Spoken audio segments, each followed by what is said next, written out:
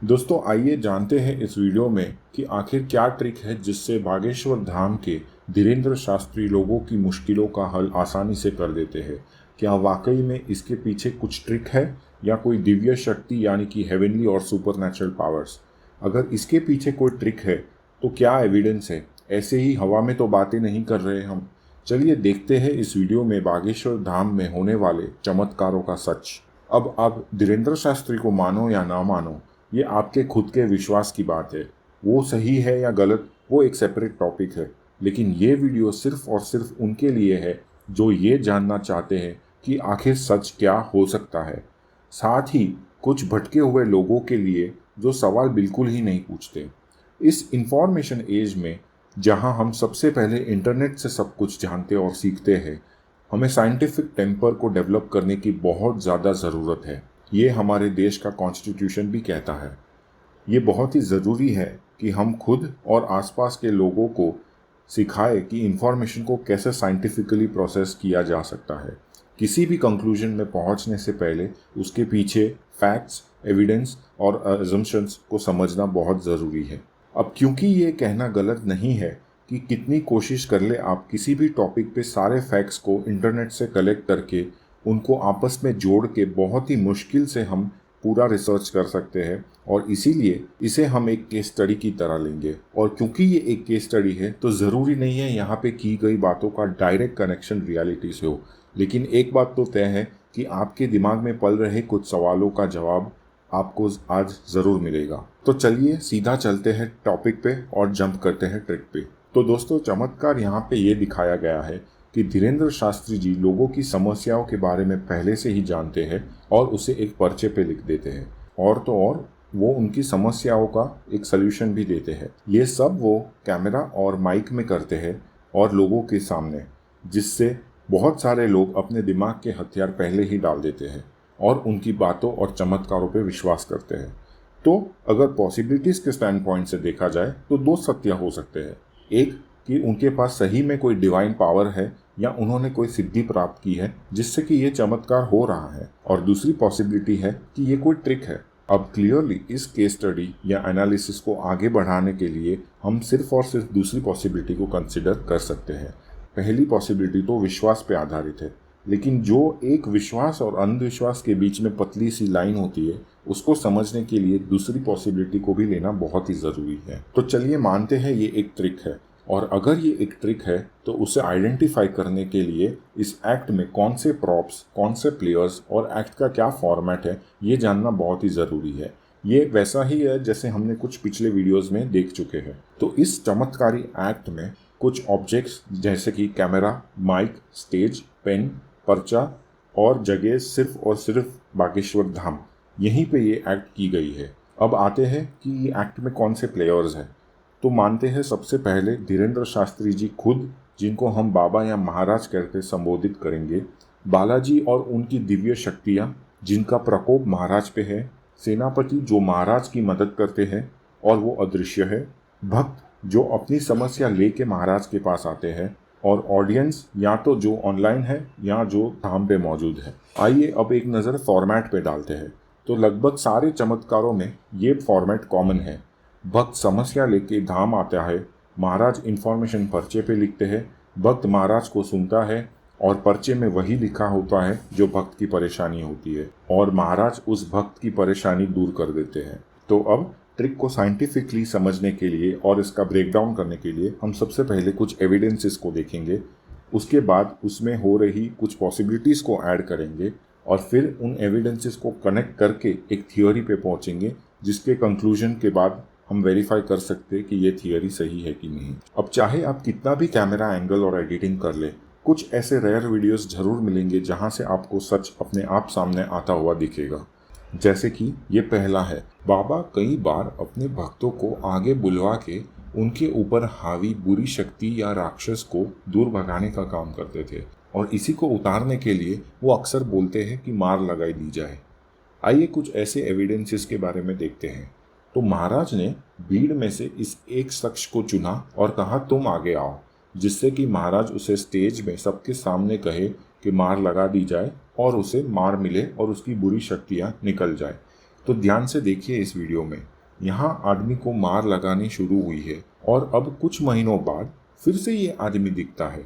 ध्यान से देखिए, ये वही आदमी है। क्या इसका मतलब ये है कि बाबा की शक्ति पहली बार में काम नहीं की, या इसका मतलब ये है कि ये आदमी को बार बार बहुत परेशानियां तंग कर रही है, या ऐसा तो नहीं कि बाबा ने कुछ ऐसे लोगों को प्लान किया हो। क्लियरली जो भी हो, ये आदमी तो रिपीट हुआ है। आइए अगला देखते हैं।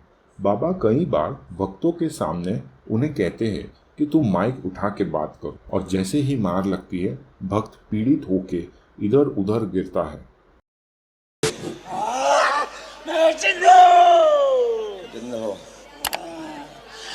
लेकिन ये क्या, यहाँ पे देखिए, जो भक्त है वो अपनी पैंट पहले सीधी कर रहा है और खुद को ऐसे फेंक रहा है कि चोट ही ना लगे।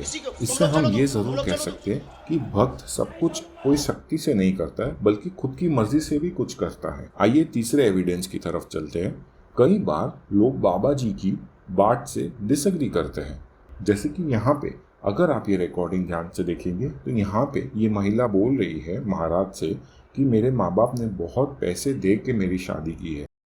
मेरे माँ बाप बहुत पैसा लेकर मेरी शादी की है, लेकिन कोई सुख नहीं। नजदीक आओ आप। लेकिन बाबा कह रहे हैं कि क्योंकि तुमने लव मैरिज की है इसीलिए तुम्हारी शादी टूट गई। वो महिला महाराज की बातों को इनकार कर रही है। ध्यान से देखिए, और महाराज फिर से घुमा फिरा के वही पूछ रहे और अपनी बात जबरदस्ती बुलवाने की कोशिश कर रहे हैं। और तो और उस औरत ने बाद में एक वीडियो भी रिलीज किया है जिसमें उसने अपनी पूरी सच्चाई दी है।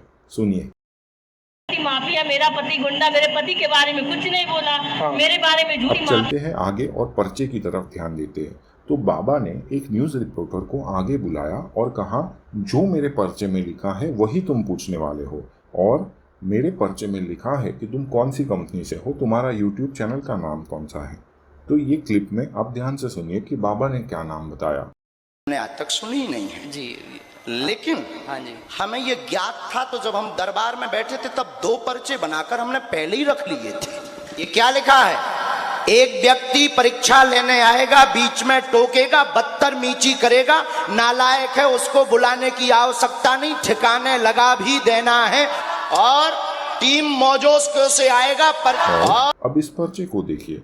बाबा ने कहा टीम मोजोस्को, लेकिन उनकी टीम का एक्चुअल नाम मोजो स्टोरी है। तो अगर वाकई में कोई दिव्य शक्ति है तो बाबा ने नाम लिखने में गलती कैसे की। अब हम चलते हैं और एक एविडेंस की तरफ, जहां पे हमें ये पता चलेगा कि महाराज अक्सर सारी की सारी चीजें जो पर्चे पे लिखी है वो नहीं पढ़ते हैं, कुछ चीजें छोड़ भी देते हैं। जैसे कि यहाँ इन भाई साहब ने जब अपनी समस्या और अपने सवाल, तो महाराज ने पर्चे में से वही पढ़ा जो इस भाई ने बोला था, यानी कि महाराज ने कुछ पार्ट स्किप कर दिया।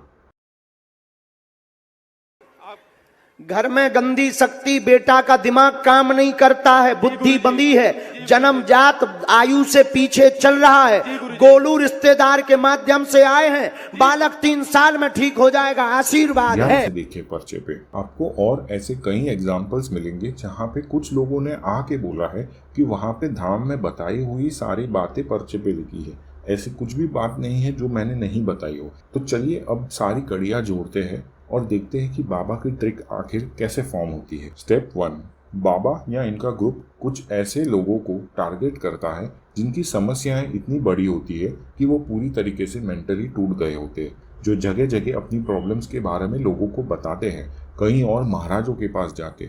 इनकी प्रॉब्लम्स या तो फैमिली या फाइनेंस या हेल्थ रिलेटेड ही होती है। स्टेप 2, इनमें से वो लोग जिनकी इंफॉर्मेशन अपने नेटवर्क में मिले, जैसे कि दूसरे बाबा, धाम पे मौजूद कुछ लोग, या फिर सोशल मीडिया या ऑनलाइन मीडियम से कहीं ना कहीं मिले। स्टेप 3, धाम के चक्कर काटते काटते एक दिन इनमें से कुछ लोगों की अर्जी ली जाती है और ये खुशी से इतना पागल हो जाते हैं और होश खो बैठते हैं।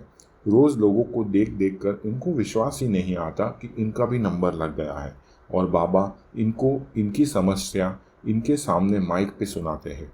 पर्चे पे डिटेल्स पहले से लिखी होती है, लेकिन हैंड राइटिंग इतनी बड़ी होती है कि ज़्यादा से ज़्यादा 2 से 3 बेसिक इन्फॉर्मेशन होती है, जिससे कि ट्रस्ट इजीली गेन किया जा सके। इसका प्रूफ आप पहले भी देख चुके हो। स्टेप 4, महाराज सोल्यूशन के तौर पे 3 चीज़ें ही करते हैं। या तो ये भूत भगाते हैं, या लंबा समय 2-3 साल का मांगते हैं, या किसी क्रिया करने की सलाह देते हैं और कहते हैं आशीर्वाद। तो ये सॉल्यूशंस या तो काम करते हैं या नहीं करते हैं। जिन केसेस में ये करते हैं उनका रीज़न प्लेसिबो इफेक्ट होता है, क्योंकि इनकी विश्वास इतनी ज़्यादा मजबूत होती है। प्लेसिबो इफेक्ट से बहुत सारे प्रॉब्लम्स का सल्यूशन निकल सकता है, लेकिन बहुत सारी ऐसे भी केसेस होते हैं जहाँ पे कोई सल्यूशन नहीं निकलता है। उन केसेस में क्या लोग महाराज के पास वापस जाते हैं या कोई जाता ही नहीं है? अगर कुछ लोग महाराज के पास वापस जाते हैं तो महाराज कहते हैं ज़रूर तुम्हारे विश्वास में कोई कमी दी होगी। और एक आखिरी बात, ये सब सिर्फ धाम पे ही किया जा सकता है, क्योंकि कई और तरीके से महाराज के साथ कम्युनिकेशन सेट किया गया होता है उनके बाकी लोगों का। अगर ये गलत होता तो श्याम शर्मा की चैलेंज महाराज एक्सेप्ट क्यों नहीं करते? इस वीडियो को ज़्यादा से ज़्यादा लोगों तक पहुँचाएं। मिलते हैं हम अगले वीडियो में। जय हिंद।